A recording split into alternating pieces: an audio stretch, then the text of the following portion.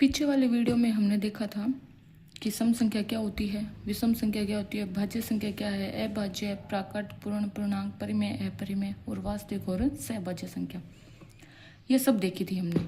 अगर आपने ये वीडियो नहीं देखा है तो पीछे जाके वो वीडियो ज़रूर देखना, उसके बाद में ये वीडियो देखोगे तो आपको ज़्यादा समझ आएगा। ठीक है, तो सारी संख्याओं को मैंने बता दिया था कि कौन सी संख्या किस प्रकार से आप देख सकते हो। ठीक है, तो आज हम देखेंगे कि सबसे छोटी और सबसे बड़ी संख्या कौन सी होती है। सम संख्या हो तो सबसे छोटी कौन सी होगी, सबसे बड़ी कौन सी होगी। तो उसके बारे में मैंने एक सारणी बनाई है आपके लिए, ताकि आपको समझने में दिक्कत नहीं हो। तो सबसे पहले बात करेंगे सम संख्या।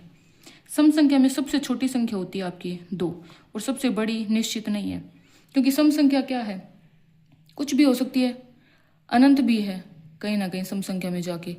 तो सम संख्या में सबसे बड़ी संख्या हम निश्चित नहीं कर सकते कि कौन सी लेंगे, क्योंकि हो सकता है, मैंने आपके सामने एग्जांपल लिया जैसे 4, 6, 8 और 2, 4। एक एग्जांपल मैंने लिया है 18, 20, 24 और 50,000। अब मैं आपसे ये पूछूं कि यहाँ सबसे छोटी संख्या कौन सी है और यहाँ सबसे छोटी संख्या कौन सी है। तो छोटी को तो आप डिफाइन कर सकते हो तो कौन सी है, ठीक है। लेकिन अगर मैं ऐसे डैश डैश कर दूं, यानी ये संख्या आगे लगातार चलती रही, तो क्या आप बड़ी संख्या बता सकते हो क्या कि कौन सी है कौन सी नहीं है। तो याद रखना, सम संख्या में सबसे बड़ी संख्या नहीं बता सकते, छोटी संख्या आप बता सकते हो कौन सी है 2। ऐसे ही विषम संख्या में सबसे छोटी कौन सी है 1 और सबसे बड़ी निश्चित नहीं है। तो किसी भी संख्या में सबसे बड़ी संख्या हम नहीं बता सकते, क्योंकि संख्याएं कहाँ तक चलती है, अनंत तक। ठीक है, तो एक चीज तो सबसे पहले क्लियर कर लेना कि सबसे बड़ी संख्या किसी में भी हम डिफाइन नहीं कर सकते। सबसे छोटी को हम बता सकते हैं कुछ संख्याओं में। तो विषम संख्या में 1 होगी, भाज्य संख्या में 4 होती है सबसे छोटी संख्या। ये मोस्ट इंपॉर्टेंट क्वेश्चन है भाई, कि भाज्य संख्या में 4 सबसे छोटी संख्या होती है, उससे पहले कोई भी भाज्य संख्या नहीं है। अभाज्य संख्या सबसे छोटी कौन सी है 2, प्राकृत संख्या कौन सी है 1, पूर्ण संख्या में कौन सी है सबसे छोटी 0। पूर्णांक में हम निश्चित नहीं कर सकते। क्यों नहीं कर सकते, क्योंकि आपके पास पता है कि माइनस वाली संख्या भी होती है, 0 भी होता है और प्लस वाली भी होती है।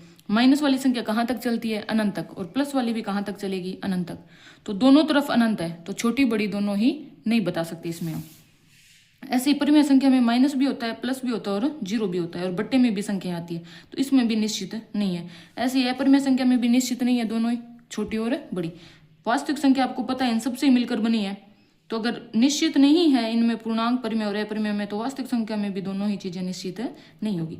सहभाज्य संख्या, सबसे बड़ी संख्या तो आप डिफाइन ही नहीं कर सकते, लेकिन सहभाज्य में सबसे छोटी संख्या बता सकते हो। और आपको पता है सहभाज्य संख्या जो होती है उसमें जोड़े के रूप में क्या आती है आपके पास, संख्या। तो यहाँ सहभाज्य कौन सी है 2 और 3, ये सबसे कौन सी होगी, छोटी। ठीक है, आगे देखो आप। अब मैंने नोट में कुछ पॉइंट्स आपको बताए हैं, उन्हें आप ध्यान रखना, परीक्षा की दृष्टि से इंपॉर्टेंट है। 1 को न तो भाज्य बोल सकते हैं, नहीं क्या बोल सकते हैं, अभाज्य। ये मैंने पिछली वाली वीडियो में बताया था कि क्यों नहीं बोल सकते।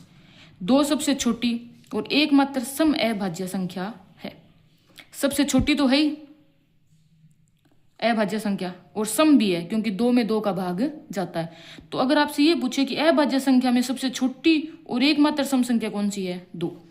विषम संख्या सबसे छोटी अभाज्य संख्या कौन सी है 3, क्योंकि अभाज्य संख्या आपको पता है कौन कौन सी होती है, स्टार्ट कहाँ से होती है 2, 3, 5 ऐसे चलती है। तो सबसे छोटी संख्या तो कौन सी है 2, ठीक है, और ये कौन सी है सम, क्योंकि 2 में 2 का भाग जाता है। अगर सबसे छोटी विषम संख्या पूछे तो कौन सी है 3, कौन सी है 3, तो 3 कौन सी है आपकी विषम, कौन सी है विषम। ऐसी 4 सबसे छोटी कौन सी संख्या है, भाज्य। सबसे छोटी क्या है, भाज्य संख्या। अब मैंने आपको एक डायग्राम दिया है, कई बार सवाल आते हैं कि सत्य और असत्य बताइए। इस चीज को देख के मैंने एक डायग्राम बनाया आपके लिए। सबसे पहले आपको पता है हमने कल पढ़ा था प्राकृत संख्या, उसके बाद में हमने पढ़ा था पूर्ण संख्या, फिर पूर्णांक, फिर परिमेय और फिर वास्तविक संख्या। ठीक है, इस प्रकार हमने लगातार, आपको पता है सबसे छोटी संख्या प्राकृत संख्या, कम कम अंक आते हैं उसमें, और सबसे बड़े अंक जो ये ज्यादा अंक किस में आते हैं, वास्तविक संख्या के अंदर। तो इस प्रकार मैंने इनको क्या कर लिया है, अरेंज। अब आपको ये तीर के निशान जो जगह लगे हुए हैं ना, इसके अकॉर्डिंग आपको चलना है। अगर तीर के निशान ऐसे लगे हैं, नीचे की ओर जा रहे हैं, तो अगर कथन आपको ऊपर से नीचे की ओर दिया है तो आपका कथन क्या होगा, सत्य। हमेशा याद रखना, ये हमेशा के लिए सत्य है ये। अगर तीर के निशान ऊपर जा रहे हैं तो कथन हमेशा क्या रहेगा, असत्य। जैसे मैंने कुछ उदाहरण लिए हैं नीचे, आपको बताती हूँ इनको हल करके। आपके पास एक उदाहरण है कि हर प्राकृत संख्या पूर्ण संख्या होती है। इसमें आपको देखो कैसे करना है हल। आपको है ना जो पहले मान दिया ना वो पहले लिखना है आपको। पहले मान कौन सा दिया है? प्राकृत। कौन सा दिया है? प्राकृत। उसके बाद में कौन सा मान दिया आपको? पूर्ण। कौन सा दिया है? पूर्ण। तो बताओ प्राकृत से कहाँ जा रहे हो? पूर्ण। तो इस डायग्राम में देखो कहाँ से कहाँ आ रहे हो? प्राकृत से कहाँ जा रहे हो? पूर्ण। तो ऊपर से कहाँ आ रहे हो? नीचे। तो ऊपर से जब नीचे आते हैं तो कथन क्या रहता है? सत्य। क्या रहता है? सत्य। तो ये कथन क्या है? यहाँ तक सत्य। लेकिन यहाँ देखो आगे, आगे इसने क्या बोला? लेकिन हर पूर्ण संख्या, यानी पहले कौन सी संख्या दे दिया आपको? पूर्ण। तो ऊपर आप क्या लिखोगे? पूर्ण लिख ली। बाद में कौन सा नाम दिया है? प्राकृत। तो नीचे कौन सी लिखोगे? प्राकृत। अब देखो, अब आप कहाँ से कहाँ जा रहे हो? ठीक है, पहले जो लिखा है वहां से स्टार्ट करना है, दूसरे पॉइंट तक चलना है। तो पूर्ण से कहाँ जा रहे हो? प्राकृत। पूर्ण कहाँ है? ये रही। पूर्ण से कहाँ जा रहे हो? ऊपर। यानी तीर का निशान एक्स से चलेगा। तो एस से अगर तीर का निशान चल रहा है तो कथन क्या है?